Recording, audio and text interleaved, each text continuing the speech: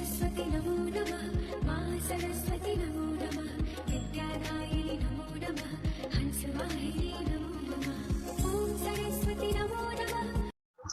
ನಮಸ್ತೆ ಎಲ್ಲರಿಗೂ ಧನ್ವಂತರಿ ತ್ರಯೋದಶಿಯ ಹಾರ್ದಿಕ ಶುಭಾಶಯಗಳು. ಇವತ್ತು ದೀಪಾವಳಿ ದೀಪನ ದಾನ ಮಾಡೋದ್ರಿಂದ ಎಲ್ರಿಗೂ ಒಳ್ಳೇದಾಗತ್ತೆ. ನಿಮ್ಮ ಶಕ್ತಿಯಾನುಸಾರ ಮಾಡಿ. ಜೊತೆಗೆ ಧನ್ವಂತರಿ ದೇವರನ್ನ ಪ್ರಾರ್ಥನೆ ಮಾಡ್ಕೊಳ್ಳಿ, ಆರೋಗ್ಯದಲ್ಲಿ ಅಭಿವೃದ್ಧಿ ಆಗತ್ತೆ. ಆಂಜನೇಯ ಏನ್ ಹೇಳ್ತಾರೆ ಈ ಧನ ತ್ರಯೋದಶಿ ದಿನ ನೋಡೋಣ. ಸೊ ಎಲ್ಲೋ ಒಂದ್ ಕಡೆ ನೀವು ಸೋಲು ಒಪ್ಕೊಳ್ತಾ ಇದ್ದೀರಾ, ನನ್ನ ಕೈಲಿ ಆಗಲ್ಲ ಅನ್ನೋದನ್ನ ಅನ್ಕೊಳ್ತಿದ್ದೀರಾ. ಹೀಗ ಅನ್ಕೊಳ್ಬೇಡಿ ಅನ್ನುವಂಥದ್ದು ಇದೆ. ಒಂದೊಂದು ಪರಿಸ್ಥಿತಿನೂ ವಿಭಿನ್ನ ಪರಿಸ್ಥಿತಿಯಲ್ಲಿ ನಿಮ್ಮನ್ನ ಹಾಕತ್ತೆ. ಸೊ ನಿಮ್ಮ ಒಂದು ಯೋಜನೆ ಇಡೀ ಪೀಳಿಗೆಯ ದಿಕ್ಕನ್ನ ಬದಲಾಯಿಸುತ್ತೆ ಅಂತ ಇದೆ. ಸಾಕಷ್ಟು ಚಾಲೆಂಜಸ್ ಇದೆ, ಸಾಕಷ್ಟು ನಿಮ್ಗೆ ಅನುಕೂಲ ಕೂಡ ಆಗತ್ತೆ. ಸೊ ನಿಮ್ ಕೈಲಿ ಸಾಧ್ಯ ಇಲ್ಲ, ಆಗಲ್ಲ ಅನ್ನೋದನ್ನ ಯೂನಿವರ್ಸ್ ನಿಮ್ಗೆ ಯಾವತ್ತೂ ಕೊಟ್ಟೇ ಇಲ್ಲ. ಅಂತ ಸಿಚುವೇಶನ್ ಇದ್ರೆ ದೈವನೇ ಬಂದು, ಆಂಜನೇಯನೇ ಬಂದು ಹೇಳ್ಬಿಡ್ತಾರೆ ನಿನ್ ಕೈಲಿ ಆಗಲ್ಲ, ನಾನ್ ಬರ್ತೀನಿ ಅಂತ. ಬಟ್ ನಿಮ್ ಕೈಲಿ ಆಗತ್ತೆ ಇದು. ಹಾಗಾಗಿ ಮಾಡಿ. ನಿಮ್ಗೆ ಸಿಕ್ತಿರುವಂತ ಪ್ರೊಟೆಕ್ಷನ್ ತುಂಬಾ ಡಿವೈನ್ ಆಗಿ ಇರುವಂತದ್ದು. ನಿಮ್ಗೆ ಸಿಕ್ತಿರುವಂತ ಗೈಡೆನ್ಸ್ ಕೂಡ ಡಿವೈನ್ ಗೈಡೆನ್ಸ್ ಇದೆ. ಸೊ ದೇವರ ಆಶೀರ್ವಾದ, ದೇವರ ಮಾರ್ಗದರ್ಶನದ ಮುಖಾಂತರ ನೀವು ಮುಂದುವರಿತಿದ್ದೀರಾ. ನಿಮ್ಗೆ ಬರ್ತಿರುವಂತ ಸಂದೇಶಗಳು ನಿಮ್ಮ ಹೈಯರ್ ಪವರಿಗೋಸ್ಕರ. ನೀವು ನಿಮ್ಮ ಶಕ್ತಿ ಮತ್ತು ಯುಕ್ತಿ ಮತ್ತು ಭಕ್ತಿಯ ಮೇಲ್ದರ್ಜೆಗೆ ಹೋಗೋದಕ್ಕೆ, ಒಂದ್ ಸ್ಟೆಪ್ ನಿಮ್ಮ ಲೈಫನ್ನ ಅಪ್ಗ್ರೇಡ್ ಮಾಡ್ಕೊಳ್ಳೋದಕ್ಕೆ ಅನ್ನುವಂಥದ್ದು ಇದೆ. ಸೊ ಹಾಗಾಗಿ ಮಾಡ್ಕೊಳ್ಳಿ. ಜೊತೆಗೆ ನಿಮ್ಮ ಪ್ರೀತಿ ಪಾತ್ರರನ್ನ ನೀವು ಪ್ರೊಟೆಕ್ಟ್ ಮಾಡಬೇಕು ಅಂತ ಹೇಳ್ತಿದ್ದಾರೆ. ಪ್ರೊಟೆಕ್ಟ್ ಯುವರ್ ಲವ್ಡ್ ಒನ್ಸ್ ಅಂತ ಇದೆ. ಸೊ ಹಾಗಾಗಿ ನೀವು ಸೇಫ್ ಗಾರ್ಡ್ ಆಗಿ ಇರಬೇಕು. ಯಾರ ವ್ಯಾಲ್ಯೂ ಏನಿದೆ, ಇವಾಗ ನಾವು ಸುಮ್ನೆ ಯಾರಿಗೋ ಒಂದು ರಕ್ಷೆ ಆಗ್ಲಿ, ಒಂದು ಪ್ರೀತಿ ಆಗ್ಲಿ, ಒಂದು ಸ್ನೇಹ ಆಗ್ಲಿ, ಅಥವಾ ಒಂದು ಉಡುಗೊರೆ ಆಗ್ಲಿ ಕೊಡೋದಿಲ್ಲ.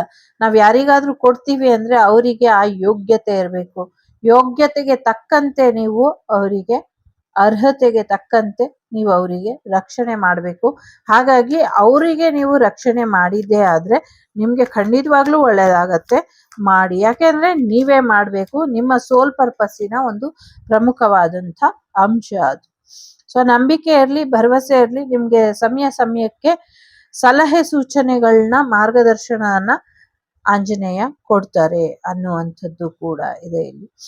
ಜೊತೆಗೆ ನಾನು ಅನ್ನುವಂತ ಅಹಂಕಾರನ ಸುಟ್ಟಾಕ್ಬೇಕು.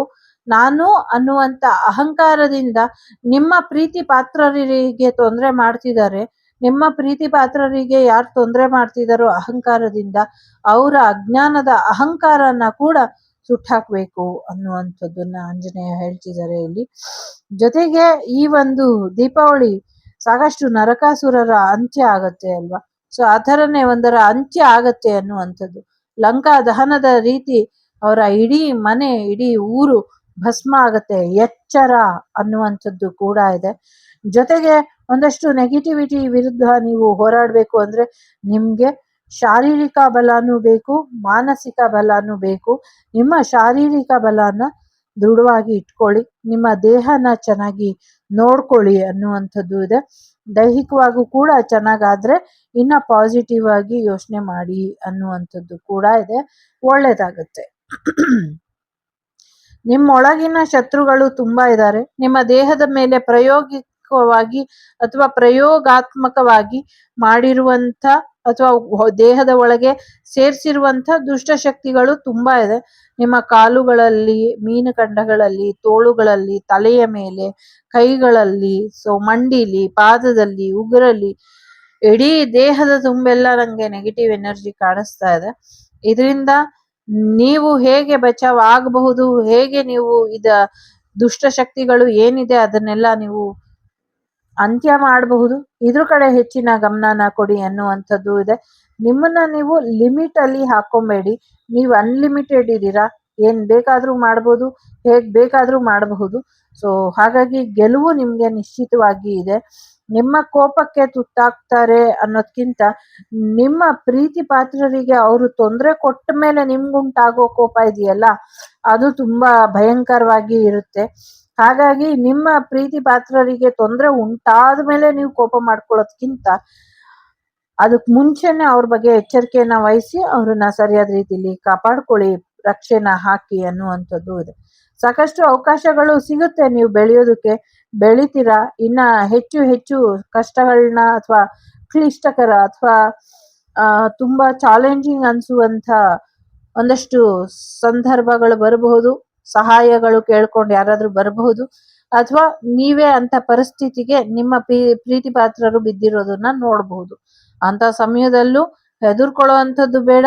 ನಿಮ್ಗೆ ಯಾವ ಸಮಸ್ಯೆನೂ ಇಲ್ಲ. ಸೊ ಇಲ್ಲಿ ಧನತ್ರಯೋದಶಿ ನಿಮ್ಗೆ ಹೇಳ್ತಾ ಇರೋದೇನು ಅಂದ್ರೆ, ನಿನಗೇನು ಆಗೋದಿಲ್ಲ, ನಿನಗ್ ನಾನಿದ್ದೀನಿ, ನಿನ್ನಿಂದ ಯಾರಿಗ್ ಒಳ್ಳೇದಾಗ್ಬೇಕೋ ಅದ್ರ ಕಡೆ ನೀನ್ ಗಮನ ಕೊಡು, ಅದನ್ನಷ್ಟೇ ಹೇಳ್ತಾ ಇದ್ದಾರೆ. ಸೊ ಹಾಗಾಗಿ ಸೆಲ್ಫ್ ಇಂಪ್ರೂವ್ಮೆಂಟ್ ಕಡೆ ಕೂಡ ಗಮನನ ಕೊಡಿ. ಸೆಲ್ಫ್ ಕಾನ್ಫಿಡೆನ್ಸ್ ಬೇಕು ಅಂತ ಹೇಳ್ತಿದ್ದಾರೆ. ಸೊ ನಿಮ್ಮ ಮೇಲೆ ನಿಮ್ಗೆ ನಂಬಿಕೆ ಇಲ್ಲ ಅಂದ್ರೆ ಯಾರನ್ನು ನೀವು ನಂಬಿಕೆ ಮಾಡೋದಕ್ ಆಗೋದಿಲ್ಲ. ಹಾಗಾಗಿ ಮನುಷ್ಯತ್ವ ಮರ್ತಿರುವಂತ ಜನಗಳಿಗೆ ಮನುಷ್ಯತ್ವದ ಪಾಠ ಹೇಳಬೇಕು. ಸ್ವಾರ್ಥಿಗಳಾಗಿರುವಂತ ಜನರಿಗೆ ನಿಸ್ವಾರ್ಥದ ಪಾಠ ಹೇಳಬೇಕು. ಯಾರಿಗೇನಾದ್ರೆ ನನಗೇನು ಅಂತ ಕೂತಿರೋರಿಗೆ ನಾವೆಲ್ಲರೂ ಒಂದೇ ಅನ್ನುವಂಥ ಪಾಠನ ಹೇಳಬೇಕು. ಇದು ನಿನ್ ಜೀವನದ ಉದ್ದೇಶ, ಇದನ್ನ ಮಾಡು ಅಂತ ಹೇಳ್ತಿದ್ದಾರೆ. ಇಲ್ಲಿ ಮೊದಲನೇದು, ಇಲ್ಲಿ ಎರಡನೇದು, ಇದು ಮೂರನೇದು, ಇದು ನಾಲ್ಕನೇದು, ಇದು ಐದನೇದು. ಸೊ ಯೋಚನೆ ಮಾಡಿ ನಿರ್ಧಾರ ತಗೊಳ್ಳಿ. Bottom of the deck gratitude ಇದೆ. ಎಲ್ಲದಕ್ಕೂ ಕೃತಜ್ಞತೆ ಅನ್ನೋದು ಇರ್ಲಿ. ಕೃತಜ್ಞರಾಗಿ ನಾವು ಇರಬಾರ್ದು, ಕೃತಜ್ಞತೆಯಿಂದ ಇರಬೇಕು. ಇದ್ರ ಬಗ್ಗೆ ಒಂಚೂರು ಗಮನನ ಹರಿಸಿ ಅನ್ನುವಂಥದ್ದು. ಸೊ 5ರಲ್ಲಿ ಯಾವ್ದು ಬೇಕಾದ್ರೂ ಆಯ್ಕೆ ಮಾಡಿ, 5 ಬೇಕಾದ್ರೂ ಆಯ್ಕೆ ಮಾಡಿ. ಮೊದಲನೇದು, 2, 3, 4, 5. ಮೊದಲನೇದು ಯಾರು ಆಯ್ಕೆ ಮಾಡಿದೀರಾ? ಸೊ ಟ್ರಸ್ಟ್ ಇನ್ ಡಿವೈನ್ ಅಂತ ಹೇಳ್ತಿದ್ದಾರೆ. ದೇವ್ರ ಮೇಲೆ ನಂಬಿಕೆ ಇಡಿ.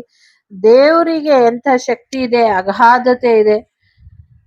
ಎಲ್ಲರ ಸೃಷ್ಟಿಯ ಮೂಲ ಭಗವಂತ ಇದ್ದಾನೆ. ಹಾಗಾಗಿ ಆಂಜನೇಯ ನಿಮ್ಗೆ ನಂಬಿಕೆ ಇಡು ನನ್ನಲ್ಲಿ ಅಂತ ಹೇಳ್ತಿದ್ದಾರೆ.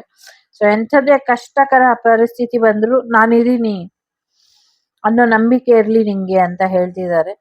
ಸೊ ಎಸ್, ಸೀತಾಮಾತೆ ಹೇಗೆ ರಾಮ ಇದ್ದಾರೆ ಅಂತ ಅನ್ಕೊಂಡಿದ್ರು ಹಾಗೆ ನೀವು ಆಂಜನೇಯ ಇದ್ದಾರೆ ಅನ್ಕೊಳ್ಳಿ. ನಿಮ್ಮ ಕಷ್ಟದ ಸಮಯದಲ್ಲಿ ನಿಮ್ಗೆ ಎಂಥದ್ದೇ ಕಷ್ಟದ ಪರಿಸ್ಥಿತಿ ಬಂದ್ರು ಅವರು ನಿಮ್ಮ ಜೊತೆಲಿದ್ದು ಕಾಪಾಡ್ತಾರೆ. ಜೊತೆಗೆ ನಿಮ್ಗೆ ಒಂದು ವಿಶೇಷವಾದಂತ ಮಾರ್ಗದರ್ಶನ ಇದೆ.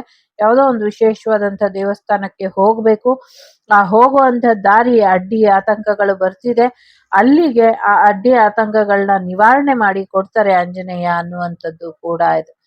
ಸದ್ಯಕ್ಕೆ ನಿಮ್ಮ ಪವರ್ನ ನಿಮ್ ಜೊತೆ ಇಟ್ಕೊಳ್ಳಿ. ನಿಮ್ಮಿಂದ ಒಂದಷ್ಟು ಜನರಿಗೆ ಸಹಾಯ ಆಗಬೇಕು, ಅದನ್ನ ಮಾಡಿಸ್ತೀನಿ ನಾನು ಅಂತ ಆಂಜನೇಯ ಹೇಳ್ತಿದ್ದಾರೆ. ಎರಡನೇದು ಯಾರು ಆಯ್ಕೆ ಮಾಡಿದ್ದಾರೆ? ಹೃದಯ ಮಂದಿರದಲ್ಲಿ ರಾಮ ಸೀತೆ ಇದ್ದಾರೆ. ಆಂಜನೇಯನ ಹೃದಯ ಮಂದಿರದಲ್ಲಿ ನಿಮ್ಮನ್ನ ನೀವು ಡಿಫೈನ್ ಮಾಡ್ಕೊಳ್ಳಿ ಅಂತ ಹೇಳ್ತಿದ್ದಾರೆ. ನಿಮ್ಮನ್ನ ನೀವು ಒಂದು ಭಕ್ತರಾಗಿ ಮಾಡ್ಕೊಳ್ಳಿ, ಅಥವಾ ಭಕ್ತಿ ಮಾರ್ಗದಲ್ಲಿ ನಿಮ್ಮನ್ನ ನೀವು ಹೆಚ್ಚು ಆಳವಾಗಿ ತೊಡಗಿಸ್ಕೊಳ್ಳಿ ಅಂತ ಇದೆ.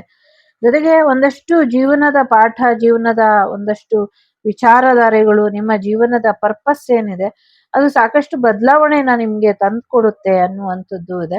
ಸೊ ಸದ್ಯಕ್ಕೆ ಭಕ್ತಿ ಮಾರ್ಗದಲ್ಲಿ ಶ್ರದ್ಧೆ ಇರ್ಲಿ ಅನ್ನುವಂಥದ್ದು ಇದೆ. ಬಿಡದಿರ ಆಂಜನೇಯನಿಗೆ ಅಥವಾ ಸೀತಾರಾಮ ಆಂಜನೇಯರಿಗೆ ಆರತಿನ ಮಾಡಿ ದಿನಾಗ್ಲೂ ರಾಮರ ಹಾಡುಗಳನ್ನ, ಆಂಜನೇಯನ ಸ್ತೋತ್ರಗಳನ್ನ ಕೇಳಿ, ಇದರಿಂದ ಒಳ್ಳೇದಾಗತ್ತೆ ಅನ್ನುವಂಥದ್ದು ಇದೆ. ಶ್ರೀರಾಮ ರಕ್ಷಾ ಸ್ತೋತ್ರ ಅಥವಾ ಆಂಜನೇಯನ ಹನುಮಾನ್ ಚಾಲೀಸ ಏನಾದ್ರು ಕೇಳಿ, ಇದರಿಂದ ಒಳ್ಳೇದಾಗತ್ತೆ. ಮೂರನೇದು ಯಾರು ಆಯ್ಕೆ ಮಾಡಿದೀರಾ? ಗ್ರೋತ್ ಮೈಂಡ್ ಸೆಟ್ ಅಂತ ಇದೆ. ನಿಮ್ಮ ಆಲೋಚನೆಗಳನ್ನ ಒಳ್ಳೆ ರೀತಿಲಿ ಬೆಳೆಸ್ಕೊಳ್ಳಿ ಅನ್ನುವಂಥದ್ದು ಇದೆ. ಇನ್ನ ಹೆಚ್ಚು ಹೆಚ್ಚು ಕಲೀರಿ, ಹೇಗೆ ನಿಮ್ಮನ್ನ ನೀವು ಇಂಪ್ರೂವ್ ಮಾಡ್ಕೊಳ್ಬಹುದು ಇದ್ರ ಕಡೆ ಗಮನನ ಕೊಡಿ ಅನ್ನುವಂಥದ್ದು ಇದೆ. ಜೊತೆಗೆ ಕಂಟಿನ್ಯೂಸ್ ಆಗಿ ಕಲಿತಾ ಹೋಗಿ, ಹೊಸ ಹೊಸ ಸ್ಕಿಲ್ನ ಕಲಿತಾ ಹೋಗಿ, ನಿಮ್ಮ ಕಾರ್ಯಕ್ಷಮತೆ, ಕಾರ್ಯದಕ್ಷತೆನ ಹೆಚ್ಚಿಸ್ತಾ ಹೋಗಿ ಅನ್ನುವಂಥದ್ದು ಇದೆ. ಹೆಚ್ಚಿನ ಒಂದಷ್ಟು ಅನುಕೂಲಗಳು ನೀವು ಓದಿನ ಕಡೆ ಕೊಟ್ರೆ ಆಗತ್ತೆ ಅನ್ನುವಂಥದ್ದು ಕೂಡ ಇದೆ. ದಿನಾಗ್ಲೂ ಹನುಮಾನ್ ಚಾಲೀಸ ಹೇಳ್ಕೊಳ್ಳಿ, ಒಳ್ಳೇದಾಗತ್ತೆ. ನಾಲ್ಕನೇದು ಬಿ ಬ್ರೇವ್ ಅಂತ ಹೇಳ್ತಿದ್ದಾರೆ. ಭಯ ಪಡುವಂತ ಅಗತ್ಯ ಇಲ್ಲ, ಬುದ್ಧಿವಂತಿಕೆಗೆ ಕೆಲಸ ಕೊಡು. ನಿನ್ನ ಬುದ್ಧಿವಂತಿಕೆಯಿಂದ ಒಂದಷ್ಟು ಜನರನ್ನ ನೀನು ಇನ್ಸ್ಪೈರ್ ಮಾಡ್ತೀಯ, ಅನ್ನುವಂಥದ್ದು ಇದೆ. ಜೊತೆಗೆ ಭಯ ಬಿಟ್ಟಾಕು, ನೀನು ಧೈರ್ಯವಾಗಿ ಜೀವನನ ಎದುರಿಸು, ನಿನ್ನ ಬುದ್ಧಿವಂತಿಕೆ ಸಾಕಷ್ಟು ಚಮತ್ಕಾರಗಳನ್ನ ಮಾಡುತ್ತೆ ಅಂತ ಕೂಡ ಹೇಳ್ತಿದ್ದಾರೆ. ಮಂಗಳವಾರ ಶನಿವಾರ ಆಂಜನೇಯನ ದೇವಸ್ಥಾನಕ್ಕೆ ಹೋಗ್ಬಿಟ್ಟು ಬನ್ನಿ, ಇದರಿಂದ ನಿಮ್ಗೆ ಒಳ್ಳೇದಾಗತ್ತೆ. 5ನೇದು ಯಾರು ಆಯ್ಕೆ ಮಾಡಿದ್ದೀರಾ, ನಿಮ್ಮ ನಿಜವಾದ ಸೋಲ್ ಪರ್ಪಸ್ ಏನಿದೆ ಅದ್ರ ಕಡೆ ಗಮನನ ಕೊಡಿ. ನಿಸ್ವಾರ್ಥವಾಗಿ ಜನರ ಸೇವೆ ಮಾಡಬೇಕು, ಇದೇ ನಿಮ್ಮ ಒಂದು ಸೋಲ್ ಪರ್ಪಸ್ ಆಗಿದೆ. ಅದ್ರ ಕಡೆ ಗಮನ ಕೊಟ್ಟಿದ್ದೆ ಆದ್ರೆ ಇನ್ನ ಹೆಚ್ಚು ಅನುಕೂಲಗಳು ಆಗತ್ತೆ ನಿಮ್ಗೆ ಅನ್ನುವಂಥದ್ದು ಇದೆ. ಆಂಜನೇಯನ ವಿಗ್ರಹ ಅಥವಾ ಪೆಂಡೆಂಟ್ ನ ಹಾಕೊಳ್ಳಿ, ಇದರಿಂದ ನಿಮ್ಗೆ ಹೆಚ್ಚು ಅನುಕೂಲ ಆಗತ್ತೆ ಅಂತ ಇದೆ. ಸೊ ಇದಿಷ್ಟು ನಿಮ್ಗೆ ರಾಮಾಂಜನೇಯ ಸೀತಾಂಜನೇಯ ಕೊಟ್ಟಂತ ಆಶೀರ್ವಾದಗಳು, ಮಾರ್ಗದರ್ಶನ ಇಷ್ಟ ಆಯ್ತು ಅಂತ ಅನ್ಕೊಳ್ತೀನಿ.